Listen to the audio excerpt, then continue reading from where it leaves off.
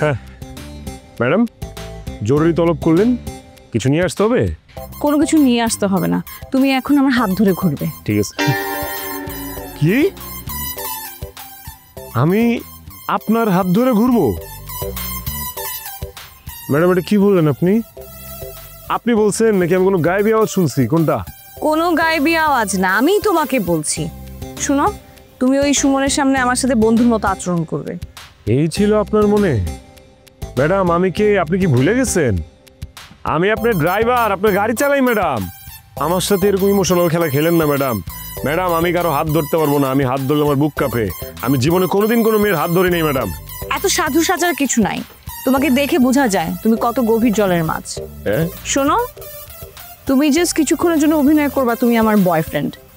আমার পিছনে আসলে গুন্ডা লাগছে। আপনার পিছনে গুন্ডা লাগছে ম্যাডাম? কে লাগছে, কই লাগছে দেখেন আমারে। মাইরা একদম পাট পাট করে ফলাইতেছি। কই? এইখানে মারামারি কিছু নাই। ওই লোক আমার পূর্ব পরিচিত, তোমাকে যতটুকু করতে বললাম তুমি শুধু ততটুকু করবে, ব্যাস। ওকে বোঝাতে হবে আমাদের যে আমার বয়ফ্রেন্ড আছে, তুমি আমার বয়ফ্রেন্ডের অভিনয় করবা। ঠিক আছে, অভিনয় আমি ভালো করি। হাতটা দাও ডার্লিং, দেখি তোমার কপালে কি লেখা আছে। আই, কোনো ফাজলামি করবে না, এক লাইনও বেশি করবে না। সুমন আসলে তারপর অ্যাক্টিং করবে, ততক্ষণ পর্যন্ত তুমি চুপচাপ এখানে দাঁড়িয়ে থাকো। ম্যাডাম প্র্যাকটিস করলাম, বুঝেন না? এখন একটু প্র্যাকটিস করে রাখলাম, পরে যেন ভালো পারফরমেন্স করতে পারি। পরে যদি আবার ওভার অ্যাক্টিং করে ফেলি তখন তো আবার নিতে পারবেন না। আপনার ড্রাইভার হিসেবে আমি খুব খুশি আছি ম্যাডাম।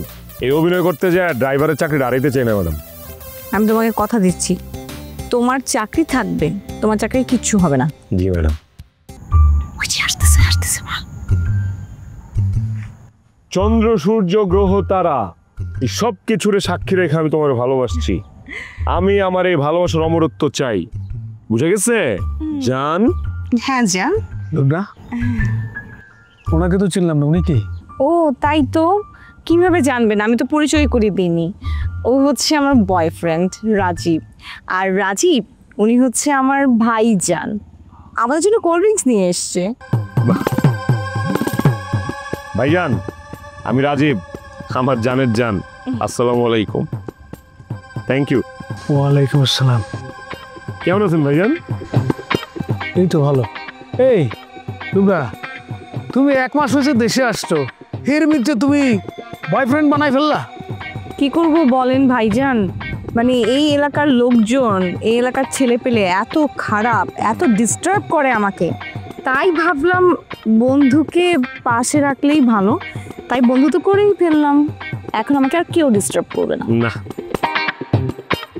ভাইজান, চলেন ফুচকার দোকানে চটপটি আর ফুচকা খাই, খুব ভালো হবে। আপনারে খুব ভালো লাগছে, আপনার কথাবার্তা আমায় আমারও লুবনার জন্য দোয়া করেন ভাইজান। দোয়া না করে উপায় আছে? তাড়াতাড়ি বিয়ে করে ফেলেন, মেয়ে মানুষকে বিশ্বাস করা যায় না তো। সুমন ভাই, আপনাকে কি কোনো মেয়ে আঘাত দিয়েছে, ছ্যাঁকা দিয়েছে? এমন কথা বলছেন কেন? শুধু আঘাত করে নেই, হৃদয়টারে ভাইয়া চুরমার করে দিছে। তোমরা একটু দাঁড়াও, স্মৃতি হিসেবে একটা ছবি তুলে লই। না না না ভাইজান, ভাইজান আজকে ওই প্রস্তুতি নিয়ে আসেনি, আরেকদিন প্রস্তুতি নিয়ে আসলে ছবি তুলবো। গ্যাচাং গ্যাচাং।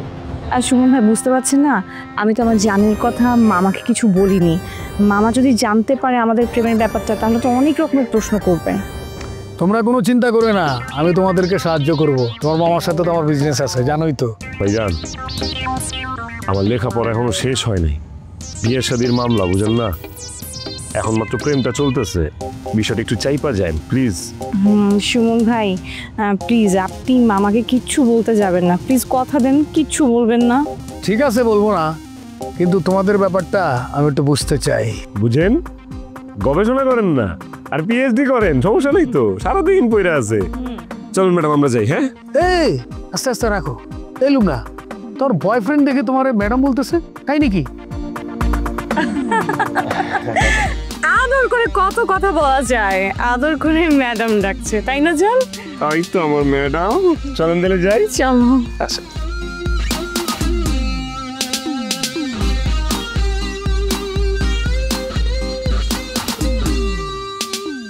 ওরা কোন ধরনের প্রেমিক প্রেমিকা, এটাও আমি বুঝতে চাই।